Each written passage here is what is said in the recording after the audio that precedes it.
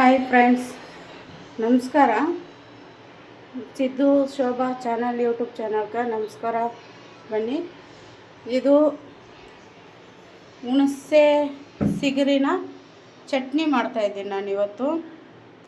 ನೀವು ತಿಂದಿರ್ತೀರೋ ಏನೋ ಗೊತ್ತಿಲ್ಲ, ಕೆಲವರು ತುಂಬಾ ಇಷ್ಟಪಟ್ಟು ಈ ಚಟ್ನಿ ತಿಂತಾರೆ.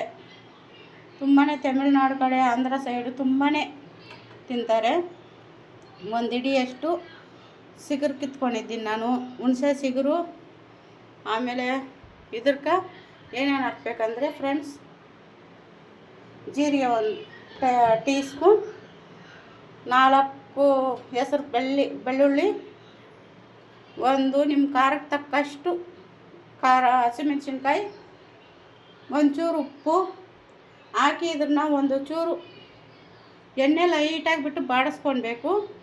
ಬಾಡಿಸ್ಕೊಂಡು ಇದನ್ನು ನೀವು ಸ್ವಲ್ಪ ಸೊಪ್ಪನ್ನ, ಈರುಳ್ಳಿ, ಬೆಳ್ಳುಳ್ಳಿ, ಜೀರಿಗೆನ ಎಲ್ಲ ಒಂಚೂರು ಲೈಟಾಗಿ ಬಾಡಿಸ್ಕೊಂಡ್ಬಿಟ್ಟು ಮಿಕ್ಸಿಗೆ ಹಾಕ್ಕೊಂಡು, ಇನ್ನೇನು ಹಾಕ್ಬೇಡ್ರಿ ಇದಕ್ಕೆ.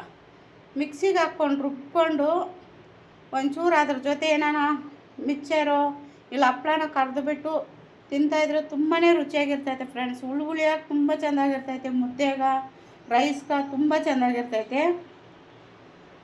ಇದು ಕರಿಬೇವು ಹಾಕಬೇಕು, ನಿಮ್ಮಿಷ್ಟ. ಫ್ಲೇವರ್ ತುಂಬ ಚೆಂದಾಗಿರ್ತೈತೆ, ಕರಿಬೇವು ಹಾಕ್ಬೋದು. ಇದ್ರ ಜೊತೆ ಕರಿಬೇವು ಹಾಕ್ಬೋದು. ಹುಣಸೆ ಸಿಗುರು ಕೆಲವರು ನೋಡಿರ್ತೀರಿ, ಕೆಲವರು ನೋಡಿರಲ್ಲ. ಇಲ್ಲಿ ನಾನು ತೋರಿಸ್ತೀನಿ. ಇದು ಹುಣಸೆ ಸಿಗುರು. ರಂಬೆನೇ ಕಿತ್ಕೊಂಡು ಬಂದೆ. ಇದು ಹುಣಸೆ ಹೂವು, ಇದು ಮತ್ತೆ ಸಿಗುರು ಇಲ್ಲಿದೆಯಲ್ಲ, ತೋರಿಸ್ತೀನಿ ರೀ. ಈ ಥರ ಇರಬೇಕು, ಕಾಣಿಸ್ತೈತಾ? ಈ ಥರ ಇರಬೇಕು ಸಿಗುರು. ಮತ್ತು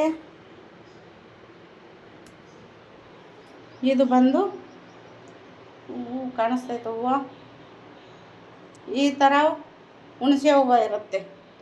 ಅದನ್ನು ಬಂದು ನಾವು ಚಟ್ನಿ ಪುಡಿನೂ ಮಾಡಿಟ್ಕೊಳ್ಬೋದು ಫ್ರೆಂಡ್ಸ್.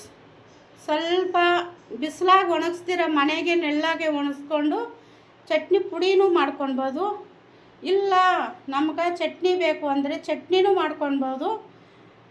ಬೇಳೆಕಾಳು ಜೊತೆ ತೊಗರಿಬೇಳೆ ಇರುತ್ತಲ್ಲ, 2 ಟೊಮಾಟೊ ಹಣ್ಣು, ಅದ್ರ ಜೊತೆ ತೊಗರಿಬೇಳೆ ಸೊಪ್ಪು, ಅದನ್ನೆಲ್ಲ ಬೇಯಿಸ್ಕೊಂಡು ಮಾಮೂಲಿ ಸೊಪ್ಪು ಸಾರು ಮಾಡ್ದಂಗೆ ಅದನ್ನ, ಅಂದರೆ ಇದಕ್ಕೆ ಪ್ರತಿಯೊಂದು ಹಾಕಿ ಪಾಮ್ತೀರಿ. ಇದ್ರನ್ನೇನು ಪಾಮ ಅವಶ್ಯಕತೆ ಇಲ್ಲ. ಹಾಕ್ಬಿಟ್ಟು ಬೇಯಿಸ್ಬಿಟ್ಟು ಅದ್ರ ಜೊತೆನೇ ಬೇಯಿಸ್ಬಿಟ್ರೆ, ಈ ಮಾಮೂಲಿ ಇದನ್ನ ಮಸಿತೀರಲ್ಲ ಬೇಳೆನ, ಆ ಥರ ಮಸ್ತ್ಬಿಟ್ಟು ಒಗ್ಗರಣೆ ಮಾಡ್ಕೊಂಡು ತಿಂದರೆ ಬೇಳೆ ಸಾರು ತುಂಬಾ ಚೆಂದಾಗಿರ್ತೈತೆ. ಈ ಸಿಗುರು ಸೊಪ್ಪು ಸಾರಿಗೂ ಹಾಕ್ಬೋದು ಫ್ರೆಂಡ್ಸ್. ಬೇಳೆ ಬೇಳೆ ಜೊತೆ ಹಾಕ್ಬೋದು, ತೊಗರಿಬೇಳೆ ಜೊತೆ. ಇದು ಬಂದು ತುಂಬಾ ಒಳ್ಳೆಯದು. ಈ ಬಸ್ರೆಂಗಸರು ಅವ್ರು ಇರ್ತಾರಲ್ಲ, ಅವ್ರಿಗೆಲ್ಲ ತುಂಬಾ ಇಷ್ಟಪಟ್ಟು ತಿಂತಾರೆ. ಊಟನೇ ಸೇರಲ್ಲ ಕೆಲವ್ರಕ್ಕೆ. ಅಂಥವರು ಈ ಹುಣಸೆ ಸಿಗರನ್ನ ನೀವು ಚಟ್ನಿ ಮಾಡಿಕೊಡ್ರಿ, ತುಂಬಾ ಖುಷಿಪಟ್ಟು ತಿಂತಾರೆ. ಇವತ್ತು ನಾನು ಚಟ್ನಿ ಮಾಡೋದನ್ನು ತೋರಿಸಿದ್ದೀನಿ.